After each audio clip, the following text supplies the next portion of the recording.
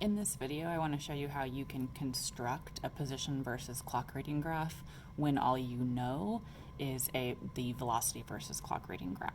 So in this example situation, I have an object that began its motion moving at the clock rating 0 with a velocity of 2 meters a second and accelerated at a rate of 0.47 meters a second every second. So in this situation, this object is getting faster and it's always moving in the positive direction because its velocities are always positive.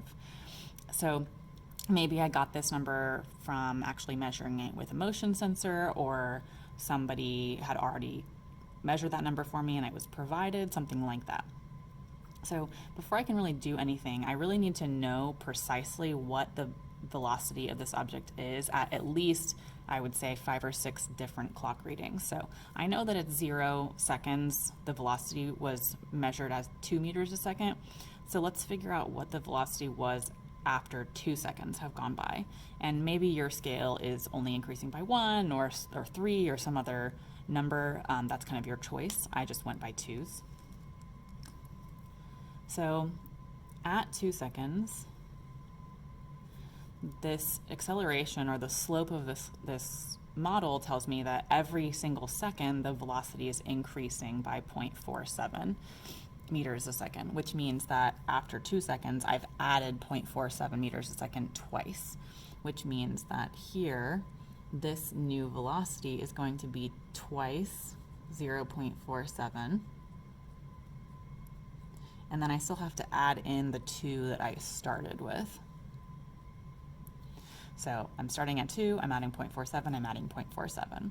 And if I punch that into a calculator, I get 2.9 meters a second. And I'll repeat the process at 4 seconds. So at 4 seconds, again, this will be 4 times 0.47 plus the original 2 that I started with. And that puts me at about 3.9 meters a second. And I'll just keep going until about 14 seconds.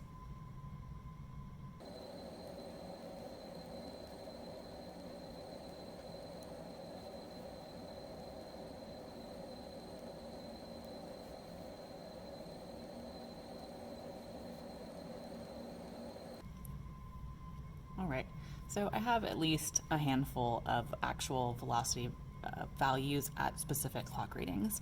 Now I'm ready to begin collecting my position time data from this particular model. So remember that the area between this graph and the time axis is the displacement of my object. In other words, it's the change in position between whatever 2 clock readings I choose. So if I find the area underneath this curve between 0 and 2 seconds, that would look like this.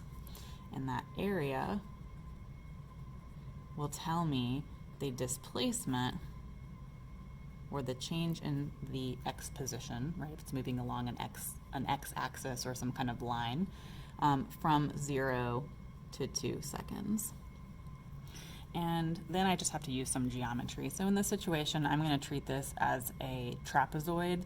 You could also break it into a small triangle and a rectangle, but the trapezoid is just a little bit more efficient. So for a trapezoid, the area is base 1 plus base 2 divided by 2, which is really just saying I'm averaging the 2 sides here, and so that this basically turns into a rectangle. So I'm going to average the 2 sides of this, and then I'm going to multiply by what we're calling height. So in this situation, base 1, I'll call this. This is from 0 to 2 meters a second, so that's 2 meters a second, plus base 2, which is from 0 to, there's that 2.9, so this is going to be 2.9 divided by 2. I'm effectively finding the average velocity here, so on average, how fast was this moving, times the so-called height, which actually represents time in this case. So that's from 0 to 2 seconds, so that's times 2 seconds. Punch that into a calculator, and you should get 4.94 meters. So that tells me that between 0 and 2 seconds, this object was displaced positive 4.94 meters. So I'm going to set up a little table here to keep track of this information. I'm going to put time in seconds and position in meters. So let's just say that this object was at the 0 meter mark at the clock reading 0, just to keep it simple. That means that after 2 seconds have gone by, I'm now at 4.94 meters. And let's repeat the same thing, but from 0 to 4 seconds to find out where I'm at 4 seconds. Now you could just do the area of this new trapezoid and just add that to the 4.94 meters here, but I'm just going to take it all the way back to the beginning, and I'm just going to go all the way from 0 to 4 meters. And here I get an area which represents the displacement from 0 to 4 seconds. Again, trapezoid, base 1, base 2 divided by 2 times height. Put that into a calculator, and I get 11.76 meters.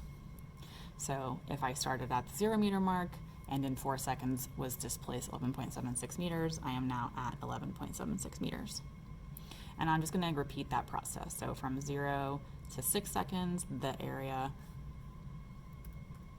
is 20.46 meters. So that means that at 6 seconds, I'm now at 20.46, and I'll just keep going.